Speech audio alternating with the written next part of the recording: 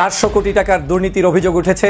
চাঁদার দাবির video viral, নাহিদের বিরুদ্ধে মামলা। জাতীয় নাগরিক পার্টির যিনি আহ্বায়ক মানে লুটুত বয় নাহিদ, আর এরা একটা কমিটি বানায় 400 কোটি টাকা লুটপাট করবে, রাষ্ট্রের টাকা, জনগণের টাকা। এদিকে এবার ফাঁস হয়ে যায় কঠিন চক্রান্ত। নাহিদ ইসলাম ও নতুন দলকে নিয়ে চলছে তুমুল তর্ক বিতর্ক। 400 কোটি টাকা নিয়ে নতুন ষড়যন্ত্র। অন্যদিকে শেখ হাসিনার কপাল খুলে সেনা প্রধানও নেন নতুন সিদ্ধান্ত।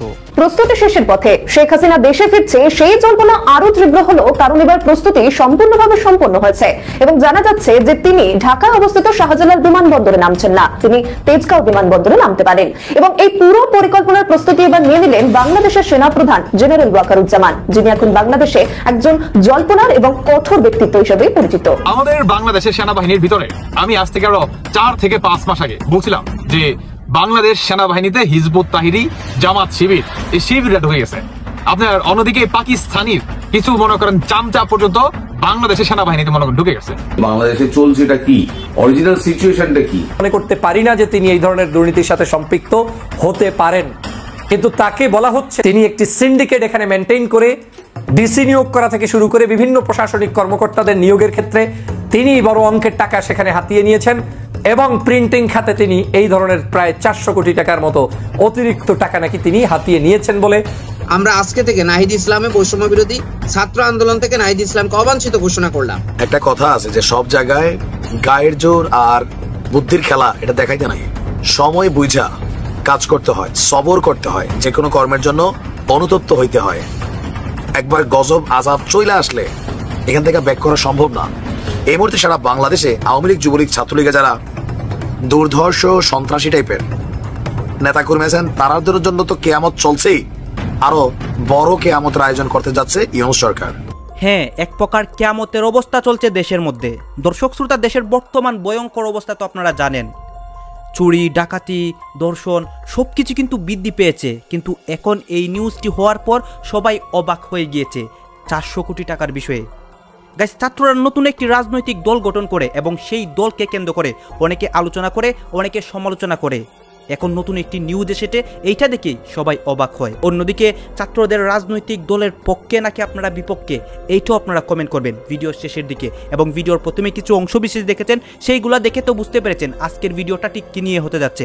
আপনারা সম্পূর্ণ ভিডিও দেখবেন, তাহলে স্পষ্টভাবে বুঝে যাবেন এই 400 কোটি টাকার বিষয়ে এবং সর্বশেষ শেখ হাসিনার কী হয় এবং শেখ হাসিনা কী অবস্থান নেয়। দর্শক শ্রোতা, আপনাদের কাছে আমার একটা রিকোয়েস্ট থাকবে, আপনারা যদি আমাদের চ্যানেলের নতুন দর্শক হয়ে থাকেন চ্যানেলটি সাবস্ক্রাইব করবেন এবং ইতিমধ্যে যারা আমাদের চ্যানেলটি সাবস্ক্রাইব করে রেখেছেন তাদেরকে অসংখ্য অসংখ্য ধন্যবাদ।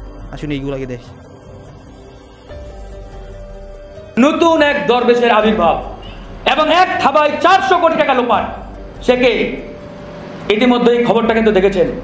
নতুন যে রাজনৈতিক দলটি হয়েছে, এই দলটাকে আমরা শুভকামনা জানিয়েছিলাম। আমরা প্রত্যাশা করেছিলাম এই দলটির মাধ্যমে বাংলাদেশের রাজনীতিতে একটা আমূল পরিবর্তন আসবে, কিন্তু বাস্তবিক অর্থে তারা সেই নতুন রাজনীতির বন্দোবস্তের নামে আমরা দেখছি সেই পুরাতন রাজনৈতিক বন্দোবস্ত বাস্তবায়নের চেষ্টা করছে। এটা এদেশের জনগণ খাবে না এবং মেনেও নেবে না। অনেক বড় নেতা 400 কোটি টাকা লোপাট করেছে। তার মানে কি আমরা এই বাংলাদেশে আবার ওই দরবেশ বাবা সালমান এফ রহমান দেখতে চাই? এরকম সালমান এফ রহমান এই বাংলাদেশে আর কোনোদিন ফিরে আসবে না, এদেশের জনগণ হতেও দেবে না ইনশাআল্লাহ।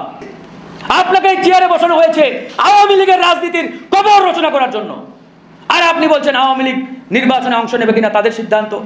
আবার কেউ কেউ আড়ালে আবদালে আওয়ামী লীগকে পুনর্বাসনের চেষ্টা করছে, আওয়ামী লীগের নেতাদের নতুন দলে যোগদানের হিড়িক পড়েছে। এই রাজনীতি তো আমরা দেখতে চাই না বন্ধুগণ। সুতরাং বিপ্লব পরবর্তী এই বাংলাদেশে আমরা সত্যিকার অর্থে জনগণের বাংলাদেশ বিনির্মাণ করতে চাই। এদেশের মানুষ অনেকবার জীবন দিয়েছি, 71-এ জীবন দিয়েছি, 90-এ জীবন দিয়েছি, 24 সালে এসে আবারও জীবন দিতে হলো। আমরা কিয়ামত পর্যন্ত জীবন দিতেই থাকবো। এরকম বাংলাদেশ চলতে পারে না। তাই এবারে লাস্ট সুযোগ। সুতরাং এই বিপ্লব পরবর্তী সময়ে জনগণের কাঙ্ক্ষিত বাংলাদেশ বিনির্মাণ করতেই হবে, করতেই হবে। এর বাইরে যাওয়ার কোনো সুযোগ নেই। তাই আমরা বলছি, প্রধান উপদেষ্টা, আপনার প্রতি আমাদের আস্থা আছে, আপনাকে আমরা ভালোবাসি, আপনি বাংলাদেশের অ্যাসেট, সম্পদ। কিন্তু আপনার চতুর্দিকে যারা আছে এরা 95% আওয়ামী দালাল, ভারতীয় এজেন্ট। এদেরকে যদি আপনি সরাতে না পারেন তাহলে আপনি ব্যর্থ হতে বেশি সময় আপনার লাগবে না, এবং আপনাকে ব্যর্থ করতে আপনার চতুর্দিকে এই সকল আওয়ামী দালালরাই যথেষ্ট। আমরা বারবার একটা কথা বলি, আমরা এই সরকারের সফলতা চাই, আমরা ডক্টর মোহাম্মদ ইউনূসের সফলতা চাই, কিন্তু বড় প্রশ্ন ডক্টর মোহাম্মদ ইউনূস নিজের সফল হতে চান কিনা। কেন এই কথাটি বললাম? কারণ আজকে দেখবেন ডক্টর মোহাম্মদ ইউনূসের চতুর্দিকে আওয়ামী দালালরা বড় বড় চেয়ারে প্রমোশন পাচ্ছেন।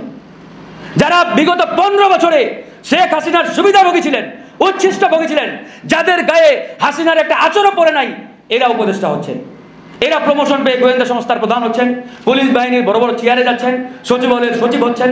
বলেন, এরা কি জনগণের বাংলাদেশ বিনির্মাণে এই সরকারকে সহযোগিতা করবে, না ওই দিল্লি থেকে শেখ হাসিনা যে প্রেসক্রিপশন দিচ্ছে সেটা বাস্তবায়ন করবে? সেটাই তো হচ্ছে। আজকে চতুর্দিকে যারা দেখতে পাচ্ছেন কেন হচ্ছে, এই যে ছাত্ররা ওদিন ধানমন্ডি 32 ভাঙতে গেল, ডোনেশন হিসাবে, যেটা ছাত্রদের রাজনৈতিক দলটা পরিচালনার জন্য ডোনেশন দরকার। ইভেন ছাত্ররা বলছিল অনেকের নাম প্রকাশ করা যাবে না। এরপরে যখন আমরা গতকালকে নিউজ দেখলাম যে আপনার হেডিংটা ছিল এমন, চাঁদার দাবির ভিডিও ভাইরাল, বিভিন্ন পেজ বিভিন্নভাবে দিছে, আর পরবর্তী আসছে কি নাহিদের বিরুদ্ধে মামলা। তবে এই নাহিদ একই প্ল্যাটফর্মের, বোঝেন নাই, দলজনী বৈষম্য বিরোধী আন্দোলনের প্ল্যাটফর্মের। তবে যার বিরুদ্ধে মামলা হয়েছে, অব্যাহতি দেওয়া হয়েছে আর চাঁদাবাজির ভিডিও ভাইরাল হয়েছে, এই নাহিদ আলোচিত, এটা কয়েকদিন ধরে আলোচিত।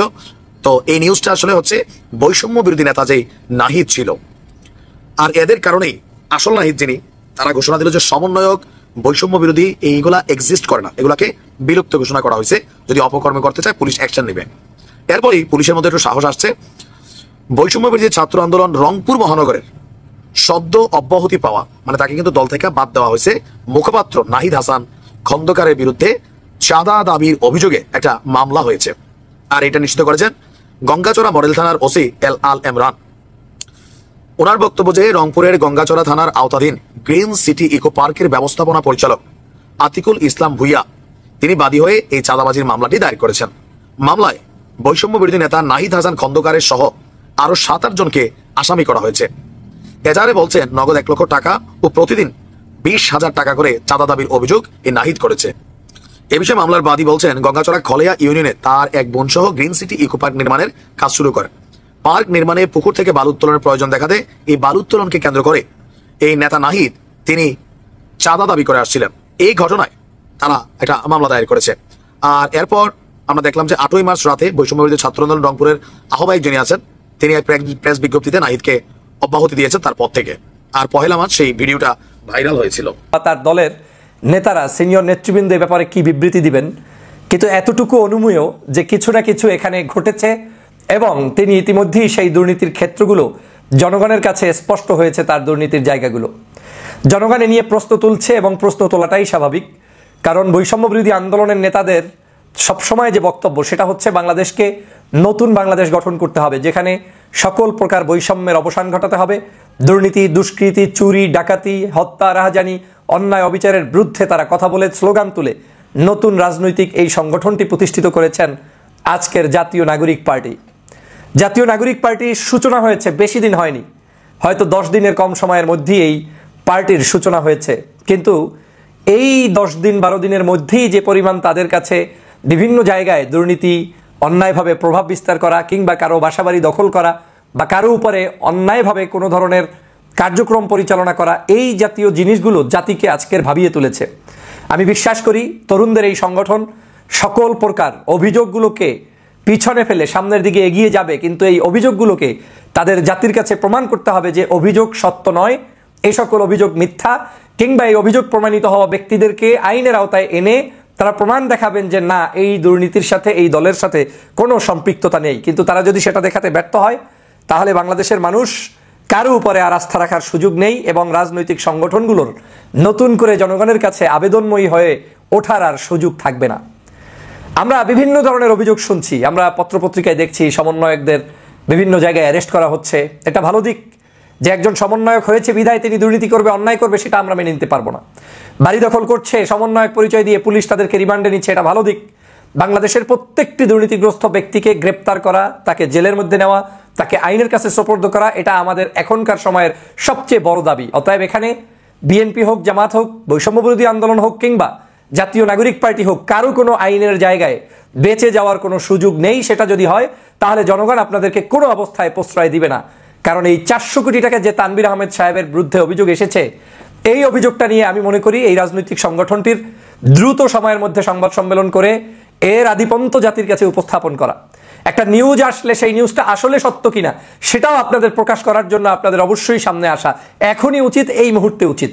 কারণ এটা যত ঘন্টা গড়াবে, যত দিন যাবে, তত মানুষের এখান থেকে ইন্টারেস্ট বাড়বে এবং জানার ইচ্ছা থাকবে যে তাহলে কি ঘটনা ঘটছে। বলছিলাম সেনাবাহিনীর ভেতরে কি কোনো কু হয়েছে, এমন কোনো ঘটনা ঘটেছে যে সেনাবাহিনীর মধ্যে অস্থিরতা তৈরি হয়েছে?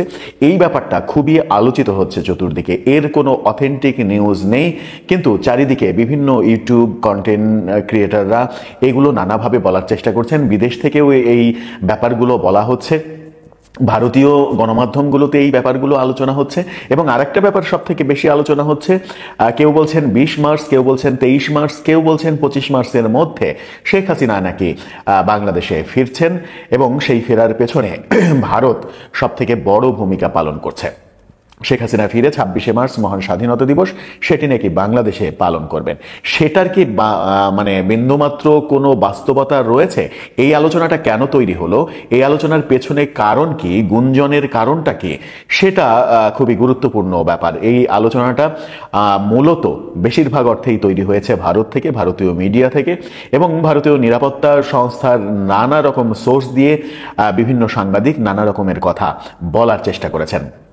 বিদেশ থেকে একজন ইউটিউবার তিনিও নির্দিষ্ট করে বলার চেষ্টা করেছেন তারিখ না বলে 26শে মার্চের আগে কোনো একটা দিন শেখ হাসিনা বাংলাদেশে ফিরছেন। কিন্তু এই দুটো ঘটনারই, শেখ হাসিনা ফিরছেন এবং সেনাবাহিনীর মধ্যে কু, এই দুটো ঘটনারই কোনো অথেন্টিক নিউজ এখন পর্যন্ত পাওয়া যাচ্ছে না। কিন্তু যেহেতু আলোচনা হচ্ছে সেহেতু এর পেছনে কোনো বাস্তবতা আছে কিনা সেটা ভাববার বিষয়। কারণ এটাকে একেবারে যদি আপনি উড়িয়ে দেন সেটাও বুদ্ধিমানের কাজ হবে কিনা সেই ভাবনাটাও ভাবতে হবে। চলুন অন্য আলোচনায় যাই। সম্প্রতি আফগানিস্তান এবং পাকিস্তান, এশিয়ার এই দুই দেশের উপরে যুক্তরাষ্ট্র নিষেধাজ্ঞা জারির পথে রয়েছে। তাদের সিদ্ধান্ত হয়ে গেছে, তারা শুধু সেটা ঘোষণা করবে। তাদের অভ্যন্তরীণ সিদ্ধান্ত হয়েছে এশিয়ার আপাতত 2 দেশ, পরবর্তী দেশকে তৃতীয় যদি দেশ হয় সেই দেশটা বাংলাদেশ কিনা সেই ভাবনা কিন্তু আমাদের মগজের মধ্যে এখনই ঢোকাতে হবে। কি করেছে, কি নিষেধাজ্ঞা দিয়েছে? পাকিস্তান এবং আফগানিস্তানের কোনো নাগরিক যুক্তরাজ্য ভ্রমণ করতে পারবে না, যুক্তরাষ্ট্রে প্রবেশ করতে পারবে না। যুক্তরাষ্ট্রের কথা বলছি, আমেরিকার কথা বলছি। আমেরিকাতে তারা কেউ প্রবেশ করতে পারবে না। প্রথমে আপনারা যে বক্তব্যগুলো শুনেছেন, এই বক্তব্যগুলো শোনার পরে সার্জিস অথবা নাহিদরা এই চ্যালেঞ্জটা তারা কি অ্যাকসেপ্ট করবে? এই যে রূপায়ণ টাওয়ারে সার্জিসের কতটা ফ্ল্যাট আছে বা দখলে নিয়েছে, ইভেন সাইফুর সাগর ভাইয়ের ফেস দ্য পিপল প্রোগ্রামে ইসমাইল সম্রাট যতগুলো অভিযোগ আছে, প্রত্যেকটা অভিযোগের পেছনে সুস্পষ্ট চাঁদাবাজির গল্প আছে। ইসমাইল সম্রাট দাবি করছে তার কাছে ফোন আলাপ আছে, ইভেন সাক্ষ্য প্রমাণ আছে যে সার্জিসরা, নাহিদরা বিভিন্ন জায়গা থেকে কিভাবে এই দল পরিচালনার জন্য জোরপূর্বক বা কৌশলে ফেলে টাকা আদায় করেছেন। তো এখন কেন প্রকাশ করছেন না? ইসমাইল সম্রাটের বক্তব্য মান সম্মানের দিকে তাকাইয়া এখন আমরা প্রকাশ করছি না। তো অনেকের মধ্যে প্রশ্ন যে কেন ইসমাইল সম্রাটরা এখন খেপলো? ওই যে বৈষম্য বিরোধী যে আন্দোলন থেকে নাহিদদের উত্থান, সার্জিসদের উত্থান, সেই বৈষম্য বিরোধী প্ল্যাটফর্মকে যখন তারা এক্সিস্ট না এই কথাটা বলছে, তখনই এই ইসমাইল সম্রাটরা যারা সমন্বয়করা ছিলেন, সাবেক হয়েছেন, তারা মোটামুটি বিষয় নিয়ে প্রচন্ড খেপছেন যে আপনারা এই যে সিদ্ধান্তটা নিয়েছেন বৈষম্য বিরোধী প্ল্যাটফর্মকে বিরক্ত করা হবে, কার সাথে আলোচনা করছেন? আপনারা ঢাবির 7-8 জন যারা আছেন, যাই বানান, আপনারা এগুলোর প্রধান হন, আপনারা সিদ্ধান্ত নেওয়া এই বৈষম্য বিরোধী আন্দোলনের প্ল্যাটফর্মকে বিলুপ্ত করার অধিকার আপনাদের কে দিয়েছে? একটা প্রশ্ন ছুড়ে দিয়েছে। ইভেন তাদের বক্তব্য যে ওই ঘটনার পর, মানে সরকার পতনের পর, সারা বাংলাদেশের যে ছাত্র জনতা ছিল সবাই সবার ঘরে ফিরে গেছে। মাদ্রাসার ছাত্ররা মাদ্রাসায় গেছে, শিবিরের তারা শিবিরে গেছে, বিএনপির তারা বিএনপি গেছে, আর্ম স্টুডেন্ট যারা কলেজে ফিরে গেছে। কিন্তু এই একটা সিন্ডিকেট যারা এই রাজনৈতিক দল তৈরি করছে, এদের উদ্দেশ্য হচ্ছে ক্ষমতা এবং ক্ষমতাকে ব্যবহার করে দুর্নীতি লুটপাট করা। অলরেডি তারা এগুলা করছে দাবি ইসমাইল সম্রাটের। তবে অনেকগুলা তথ্য সে দিয়েছে। আমি মনে করি এই দলটার অস্তিত্ব টিকায় রাখতে ইসমাইল সম্রাটের এই তথ্যগুলোর জবাব দেওয়া উচিত নাহিদ এবং সার্জিসদের। গাজার আপনারা তো দেখলেন এখানে কি কথা হচ্ছে, অনেকেই কিন্তু অনেক কথা বলতেছে, অনেকে আলোচনা করতেছে, অনেকে সমালোচনা করতেছে, দেশের বিভিন্ন অবস্থা, দেশের বিভিন্ন পরিস্থিতি, সবাই সবার মন্তব্য প্রকাশ করতেছে। অন্যদিকে বিশেষ করে সমন্বয়কদের রাজনৈতিক দল নাহিদ ইসলাম বলেন, আরও অনেক যারা সমন্বয়ক রয়েছেন তাদেরকে নিয়ে কথা হয় এবং তাদের বিষয়ে একটা কথা উঠেছে 400 কোটি টাকার বিষয়ে। দর্শক শ্রোতা, অনেকেই কিন্তু এই কথাগুলো আমাদের সমন্বয়কদের রাজনৈতিক দলের বিরুদ্ধে তুলতেও পারে। এইটার কতটুকু সত্যতা আপনারা আপনাদের মন্তব্য লিখবেন। দর্শক শ্রোতা, এতক্ষণ আপনাদেরকে যা কিছু দেখিয়েছি সব কিছু আমরা সোশ্যাল মিডিয়া থেকে সংগ্রহ করেছি। এইখানে আমাদের নিজস্ব কোনো মন্তব্য নেই বা নিজস্ব কোনো সিদ্ধান্ত নেই। এই সব দেখে আপনাদের কি মনে হচ্ছে এবং আপনাদের মন্তব্য কি, এইটা আপনারা অবশ্যই কমেন্ট বক্সে লিখে যাবেন। এবং আপনাদের কাছে আমার একটা রিকোয়েস্ট থাকবে, আমার চ্যানেলটি সাবস্ক্রাইব করবেন এবং পাশে থাকা বেল আইকনটি অবশ্যই বাজিয়ে যাবেন, যাতে করে নেক্সট ভিডিওটা সবার আগে আপনাদের কাছে পৌঁছায়।